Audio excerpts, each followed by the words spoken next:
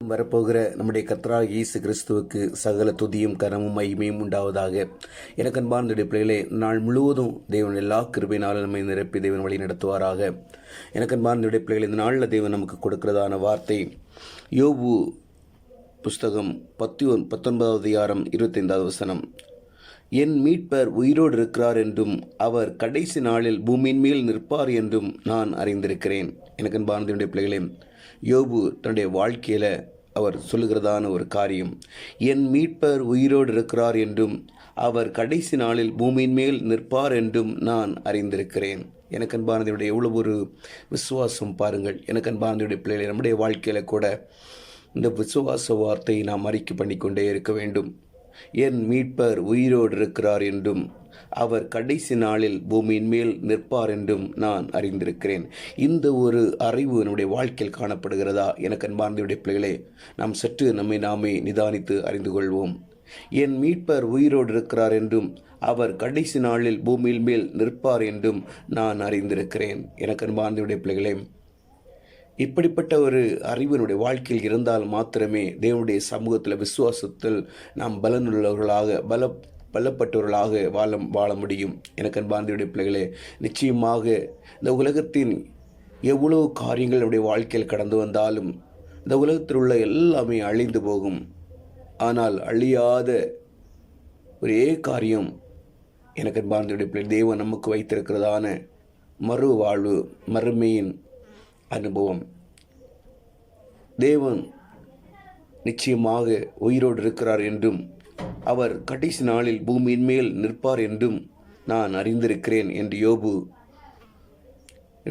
யோபு பட்ட வேதனைகளின் நிமித்தமாக, என் வாழ்க்கையில் நான் எவ்வளோ வேதனைகளை அனுபவித்தாலும் நிச்சயமாக என் மீட்பர் உயிரோடு இருக்கிறார், அவர் கடைசி நாளில் பூமியின் மேல் நிற்பார் என்று சொல்கிறதான அந்த ஒரு விசுவாசம் அவருடைய வாழ்க்கையில் இருந்தபடியினால் எல்லாவற்றையும் தாங்கி முடிவில் எல்லாவற்றையும் ரெண்டு தனியாய் பெற்றுக்கொண்டதை நாம் அறிந்திருக்கிறோம். எனக்கு அன்பார்ந்த பிள்ளைகள், நம்முடைய வாழ்க்கையில் கூட எப்படிப்பட்ட காரியங்கள், வேதனைகள், கஷ்டங்கள், வியாகுலங்கள், பாடுகளின் வழியாக நாம் கடந்து சென்றாலும் எப்போதும் ஒன்றை மாத்திரம் நாம் விசுவாசத்தோடு ஒன்றை மாத்திரம் நாம் நினைவில் வைத்துக்கொள்ள வேண்டும். என்னுடைய மீட்பராகிய இயேசு கிறிஸ்து உயிரோடு இருக்கிறார். நிச்சயமாக அவர் நேற்றும் இன்றும் என்றும் மாறாதவர். அவர் உயிரோடு இருக்கிறார், மரித்தார், ஆனாலும் இதோ சதா காலங்களில் உயிரோடு இருக்கிறேன் சொன்னவர் இன்றும் உயிரோடு இருக்கிறார். என்னுடைய எல்லா காரியங்களையும் பொறுப்படுத்த நடத்த அவரால் முடியும் என்று சொல்கிறதான ஒரு விசுவாசம், கடைசி நாளில் அவர் பூமியின் மேல் நிற்பார் என்று சொல்கிறதான அந்த விசுவாசத்தோடு நாம் காணப்பட்டோமானால் நிச்சயமாக ஆவிக்குரிய வாழ்க்கையில் நாம் உன்னதமான நிலைக்கு நாம் கடந்து செல்ல முடியும். எனக்கு அன்பார்ந்த பிள்ளைகளே, நான் போகிறேன், என்னுடைய பிதாவினுடைய வீட்டில் அநேக வாசஸ்தலங்கள் உண்டு, நான் அப்படி இல்லாதிருந்தால் உங்களுக்கு சொல்லியிருப்பேன். நான் போகிறேன், போய் உங்களுக்கென்று வாசஸ்தலத்தை ஆயத்தம் பண்ணுகிறேன் என்று சொன்ன கர்த்தர், எனக்கு அன்பார்ந்த பிள்ளைகளே, மீண்டும் வருவார். அவர் மணவாட்டியாகிய நம்மை அழைத்து கொண்டு போகும்படியாய் மத்திய வானத்தில் வருவார். அவர் எதிர்கொண்டு போக ஆயத்தமாய் நாம் காணப்படுகிறோமா? எனக்கு அன்பார்ந்த பிள்ளைகளே, அதற்காக தான் காத்திருக்கிறோம். அந்த ஒரு விசுவாசத்தோடு நாம் காத்திருந்தோமானால் இந்த உலகத்தின் காரியங்கள் எல்லாம் நமக்கு அனித்தியமாய் தோன்றும். எனக்கு அன்பார்ந்த பிள்ளைகளே, இவைகளெல்லாம் அழிந்து போகும். உலகத்தின் பாசங்கள், அன்பு, உலகத்தின் செல்வங்கள், உறவுகள், எல்லா காரியமும் எல்லாமே அழிந்து போகும். எதுவுமே நிலையாய் இருப்பதில்லை. இன்றைக்கு காண்கின்ற எல்லா காட்சிகளும் ஒரு நாள் மறைந்து போகும். எனக்கு அன்பார்ந்த பிள்ளைகளே, இன்றைக்கு இருக்கின்ற செல்வங்கள், இன்றைக்கு இருக்கின்ற படிப்பு, அறிவு, திறமை, எல்லா காரியங்களும் நிச்சயமாக அழிந்து போகும்.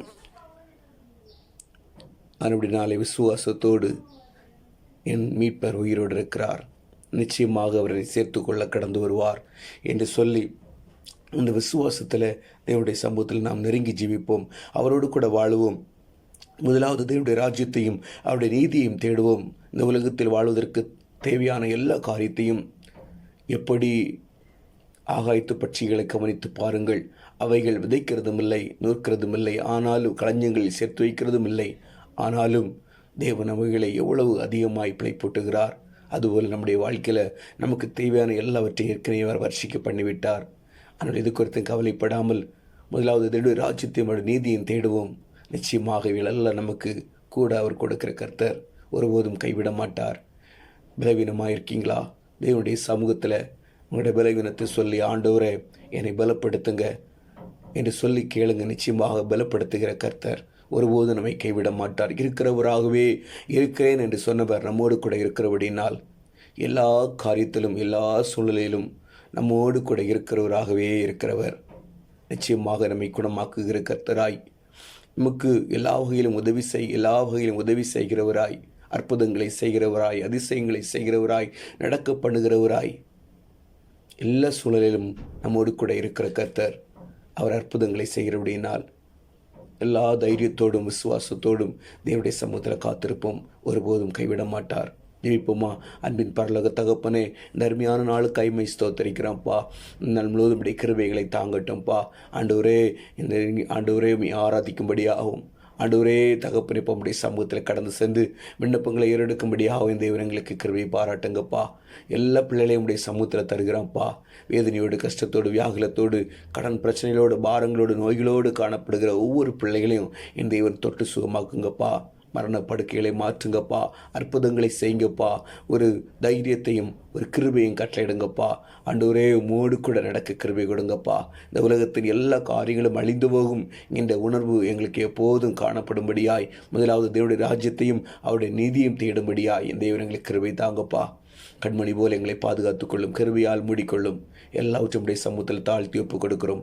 இயேசுவின் மூலம் ஜெபங்களும் நல்ல பிதாவே. ஆமீன், ஆமீன்.